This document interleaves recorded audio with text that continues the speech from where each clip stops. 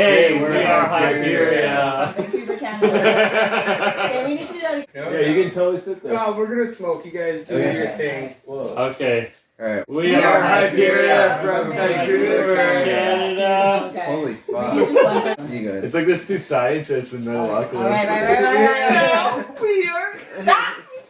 Hi, we're Hyperia from Vancouver, Canada.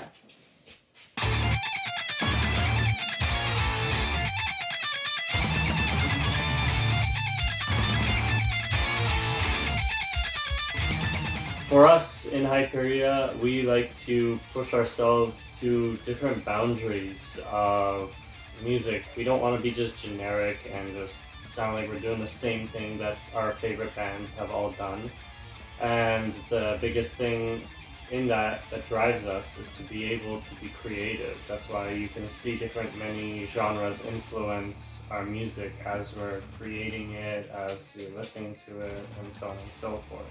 Being able to push the envelope is something that is so satisfying to each one of us at the end of the day. Yes.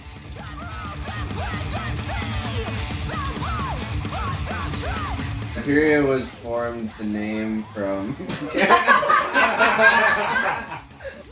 The name Hyperia was brought up when a bunch of people, everybody in our band, like wrote down 10 or 15 names that they thought they wanted to do. And then Hyperia was kind of a word formed with the two words hyper and hysteria, which we thought described our music quite well. And then later on we actually found out that it was the name of a river goddess daughter. It was name of river goddess. Some group.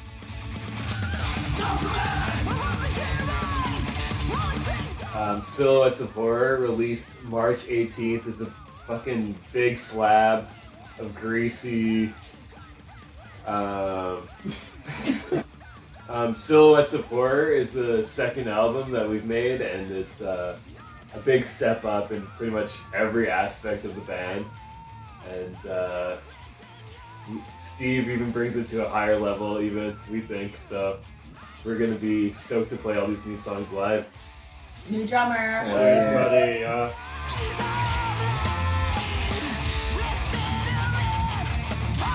So the lyrics kind of come from personal experience for some of it, not all. Some of it's just like storytelling. But the main concept for the album is these two falling in love. No. So basically, I suffer from something called hypnagogia. It's similar to sleep paralysis, except where you can move. So basically, it's like a state between wakefulness and dreaming, where you can kind of see a bunch of things, you're kind of hallucinating in some ways, but then eventually your reality kind of sets in and you realize that it was all just a dream, but you remember it because you're kind of awake. So that's like a lot of the lyrics are based off that kind of stuff. And then just a few other things is like, government conspiracies, of course, we're trash. Mind control. Mind control. And also, we have a song called Pleonexia, which is about like the Corporate greed and that kind of stuff. So, yeah. MK, Mortal Kombat, Ultra. Ultimate Mortal Kombat.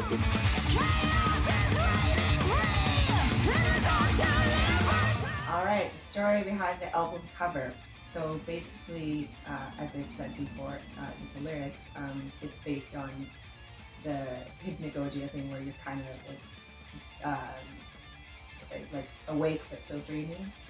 And hallucinating, yeah. So all of the shadows and all of the bugs on your legs and insects and all that are inspired by that. So that's kind of where we came up with the album, this hypnagogia. Yes.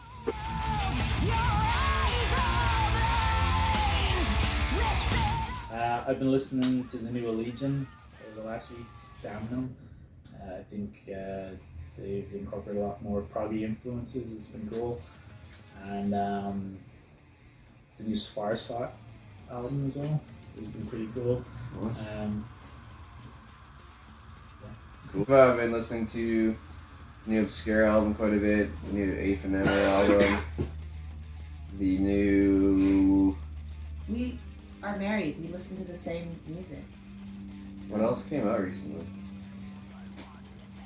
You know, shit. Yeah. Scott, what have you been listening to? Well, the new Death Hammer and the new singles from this band called Lucifer. It's Lucifer, and they're from Germany. They're really good traditional metal. That's funny. And then also I've been getting back into like Goa psytrance from the 90s. It's fucking amazing. Yeah, I've been listening to the new Bellacore and fucking getting the new Ashes of Ares going and all that stuff. It's been pretty good. The new Exodus has been sick as shit too.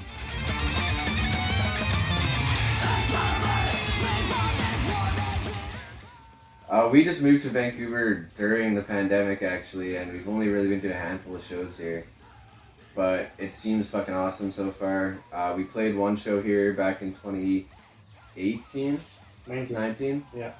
That was really awesome. It was a great show. We've high expectations because everything seems really cool here. Coming from Calgary, the Calgary scene was insane. Everybody was super supportive of everybody else, and so every show was just packed full of people who wanted to have a good time. So I think the Canadian metal scene in general is super strong. Yeah. We haven't seen the extent of the scene here because of COVID. But soon we'll be able to. It seems alright though. We've made a lot of cool. Yeah, we've been to shows here. Yeah, we got to see shows at the Rickshaw, Funky Winky Beans, yeah. and I even had the opportunity to go to an illegal show called Actually, At the Bullet wait a Farm, second. which was super damn cool. Okay, and we have Steve who's lived here for a long time, so maybe he can tell us a little bit about the scene. Yeah, I've been here for 4 years in Vancouver, and before COVID, there was 2 or 3 shows every week. And my bank balance definitely hurt trying to keep up with everything, but Trying Yeah. too much Guinness. no, just the tickets. Oh, That's racist. Yeah. Looking forward to things getting back to normal. There's a lot of shows upcoming at the moment. On Gathering we're playing next week. Obscure the following day, St. Patrick's Day. Oh yeah, So, Arcadian, Yeah. yeah.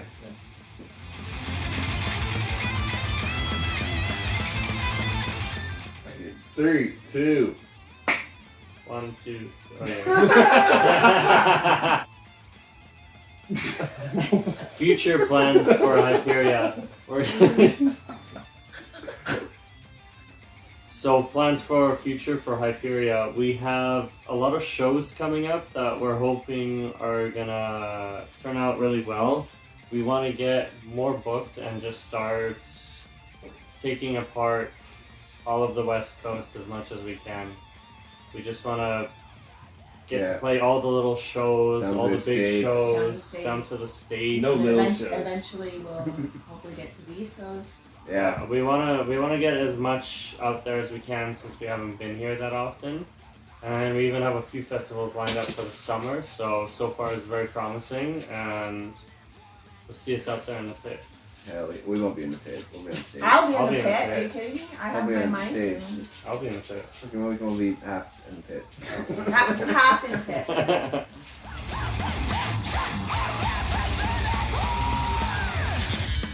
Just for the money. I wouldn't be in a music.